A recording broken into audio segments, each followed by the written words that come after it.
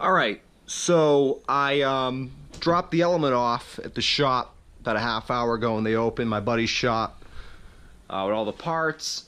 Gonna have that work done today. I told my buddy, I said, let's just get the suspension done today, and we'll see, you know, about doing the valve cover gasket today. I don't want to bankrupt myself with all this work.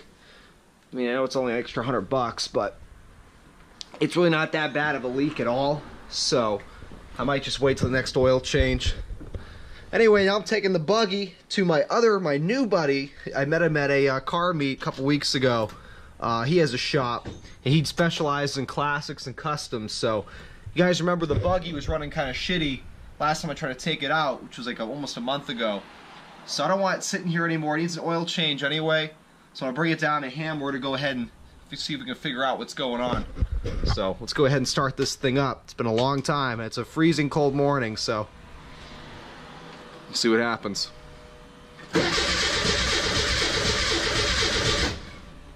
Pretty typical for this to take a crank or two.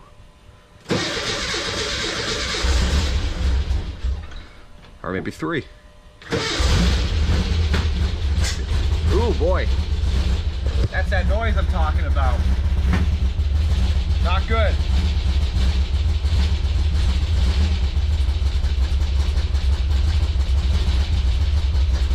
Alright. Hopefully it makes it there. Well, this pool of oil on my garage floor is not what I wanted to see. That's where my tire is, so I'm not sure why it's leaking around the tire. That leak has kind of been there. That one doesn't look too bad. So she's all warmed up now. We'll see how this drive goes. All right, this thing is running like a tractor. Now listen. However, I will say it's not doing the pop as much. So we'll see what they find. All right, so the Element today, I don't quite remember what I got on footage, but it's been a crazy day, and I've been just kind of running around on the fly and didn't have my camera with me most of the day. But anyway, I'm just taking it down to the car wash finally, because I haven't washed this thing since I bought it. Taking it to the car wash because I'm too lazy. I'll give it a real good detailing, you know, soon. Once I drive it for a bit, I know it's a vehicle, it's good, I'm gonna keep it, yada yada. But anyway, the suspension work is done. All 4 struts are placed with the KYBs. They're pretty stiff, although I'm sure that's how the ride should be. I'm not, you know, I haven't owned too many Hondas, so they're usually a lot more stiffer riding than, say, the Envoy, which is more of a comfort ride. I mean, I've bought KYBs in the past, for example, on my old rape van, the express van, the conversion van, and it was like a Cadillac. I mean, it was But anyway, so I'm still very happy with them. You can tell it's a solid ride. It's not all over the fucking place like it was before. And the new front control arms are in. The Element only has lowers, so those have been replaced. The bushings as well, it comes with them. And drives very nice. I will say the one thing that's pissing me off, and I haven't quite figured it out yet. I think maybe you guys can chime in on this and let me know if I'm right. I think maybe the parts are just breaking in. So I had those parts put in by my buddy. Then I took it to this place I've never been to before to get used tires, because the back tires still have like 20-30% tread, and they're not, despite the struts having been bad, I assume they were choppy. They're not. So I said no sense throwing new tires on it just yet. I actually wanted to do, the Element comes factory with 215/70 R16 tires. I wanted to bump it up to 225s. You can do it. A ton of Element people do it. My buddy did it with one of his, and it makes it look more trucky. You know, it raises the ground clearance a bit. Obviously, it just looks better in my opinion. So, come on, you that VTEC right now. There we go. So anyway, I went to the cheapest tire place in town that I've heard of. It didn't have any 225s. And again, at the same time, because I was gonna buy 4 new or 4 lightly used 225s matching, and because I hate having mismatched tires. They didn't have any, and I said, okay, you have any 215s? And they said, yeah, we've got those. So one of the tires in the back is a Conti Pro Continental tire, which are decent. I had those on my 190 Mercedes, and so they had 2 matching Conti Pros for the front with about the same amount of tread. So I bought the 2 tires for 70 bucks. That's mounted, balanced, everything. You can't beat that. Because you can buy them at the junkyard cheaper, but granted, they usually have uneven wear, and then you have to go pay somebody to balance and mount them. So great price on that. And I also had them do the alignment. Now, one of my biggest pet peeves when someone does an alignment is when they don't realign the steering wheel center. The alignment's spot on, it doesn't pull anywhere. The wheels are straight as an arrow, but the steering wheel is slightly to the right when the vehicle is with the wheels straight, and that fucking drives me insane. So we're here at the car wash. Hello. Hello. Welcome to our car wash. Thank you. Please select your wash or enter your code now. I'm gonna enter my code. How's that sound? 879730. Ah, Element Life, this fucking window. What I got? 730? Shit, I forget. I think it was 730. You have purchased the economy. Got it. The economy wash because I'm cheap. So anyway, the wheel is slightly off center, but you know, I didn't really notice that until I was pretty good distance away, and at that point I feel like going all the way back over there, and you know, it's a very busy little place, so time they would have got that situated out for me just wasn't worth it. All right, there we go. Shut this baby down. So that's the scoop with that. The other thing I was going to ask you guys is that I noticed after driving the Element for like 15 minutes, I start to feel, the steering, you can tell there's nothing popping, there's nothing loose, but you can hear the brand new struts making almost like a popping noise as if they're blown. So, I mean, that's a little dramatic. They're making noise when I don't think they should be. I've bought tons of KYB struts. I've never had this happen. So I don't know if the alignment guy fucked something up. I don't know if, again, nothing's wobbling. Nothing feels like it got loose or messed up. I watched them do the alignment. I didn't see them do anything funny. I watched them change the tires. I didn't see anything that, you know, spooked me.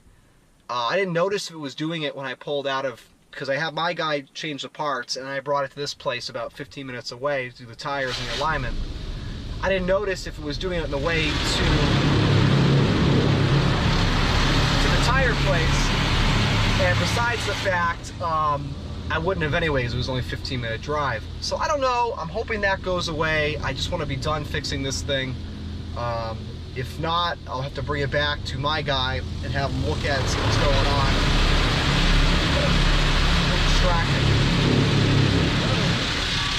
It's like typical Honda, it's like a fucking tin can. Listen to the roof. I'm afraid it's gonna fucking dent the roof. The other thing is the Buggy. So those are my new buddies. I met them at a car meet, like I said, and they do all kinds of custom cars, classic cars. So the carburetor needs to be retuned on it. I guess I was supposed to do that when I shipped it down here 2 years ago from New England because the altitude changed. Whoops. No wonder why it's never ran the same since I brought it down here. It's just gotten consistently worse. Retuning the carburetor, that's easy. And I had that oil leak I showed you guys this morning. I'm sure this audio is going to be trash because the GoPro already has shit audio. I showed you guys an oil leak this morning. That was the hub seal. Both hub seals are leaking. So I'm having them change those out, and those just destroyed the brake pads because they were leaking right on the brake pad. So changing out the brake pads. That's it. Buggy will be 100% after that, and I'm having them do the oil change while it's there. So that's it. I mean, kind of an expensive day in terms of vehicle labor, but that's life when you own a million cars like me, instead of just buying 1 or 2 new ones. But I enjoy it, you know, it keeps me busy, and it's rewarding when they're working properly for like 1 or 2 weeks. So anyway, that's really it. I might, when I get back home, there's still a foul odor in this thing, not as strong as before, but when I cleaned out that spare tire area, I never actually took the spare tire out. I didn't have anything. It was really turned in there tight. I didn't have anything to pry off a little nut, whatever, the little thing that holds it down. So I might go home and access that, because that's where the odor is coming from, and I just get tired of the smell, and this thing is pretty gross. And we'll keep doing minor things to the elements, such as, I'm going to detail the inside and try to pull a couple of the dents out, a little dent pulling kit. And that's really it. I didn't do the oil, I didn't fix the oil leak today. It's so minor, and I didn't want to tie up that much money in this thing just yet. God forbid if there's any other issues I'm missing. So I will bother with that at the next oil change if I still have it. But let's go ahead and take a look at how this thing came out. This thing's just about done drying it off. The reason I ran it to the wash is because they had, well, there was all the writing on the window still when it had the for sale sign writing on it, and also because they had bird shit all over it. I have a fucking beautiful tree in front of my house that provides nice shade for the cars, but it also welcomes birds to shit all over the fucking car that's underneath it. So this has just been getting shat on all week. So let's take a look at a nice light here. I'm sure this did a terrible job at drying off. Oh, what a wonderful wash. Bird shit still there. Fucking shit in the windows still there. And the thing's soaked. I guess it's kind of hard to dry off a coffin-shaped car. But, all right, well, I'm going to take this thing for a spin and get the water off of it. But you can see, looking pretty good. Beautiful. What a wonderful job it did taking off the shit. It's just as bad as it was before. Well, I got some bug and tar crap at the house, so I'll take care of that. All right. Sorry about all the late night filming, guys, but it's usually when I have time to do this. So I figured out the source of the odor. Sure enough, it was underneath the spare tire. I think this is it. If I'm wrong on this, I'm just gonna end up having this. I'm gonna gut the whole interior out until I figure out what the hell it is. But I took this out and washed it because it was just covered in this filthy shit. But what else have I done to it? Cleaned up all the crap that the car wash didn't get off. But if you come back here,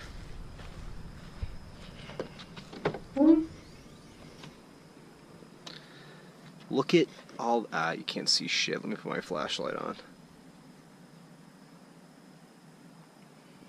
It's got my address on it. Let's go ahead and hide that. Look at this nasty shit that was still underneath the spare tire. It's like old dirt and mud and I don't know what else. I've been kind of wiping down these crevices where I didn't have anything to wipe them with before. Hey, I wonder where that goes to. Maybe if you set it up for towing. But just look at, there's all this crap in these crevices here. Look at the shit I was pulling out here. I don't know if someone filled the back of this with dirt or what, but it's all dog hair and crap in here too that I missed. So I'm gonna go ahead and take this down to the car wash and vacuum all this up. All right, so I just vacuumed out that area back there, and I used this fragrance machine over here, and fucking, it smells like a, you know when you get your teeth cleaned and they use that, oh, it smells like that. Really good. So hopefully that will kill that odor back there. We got a little tuner meet up here at the car wash. Got an Integra over there. I'll show you guys what else is going on. I was gonna ask these kids if they wanted to have their car on the YouTube channel, but I don't think they speak English.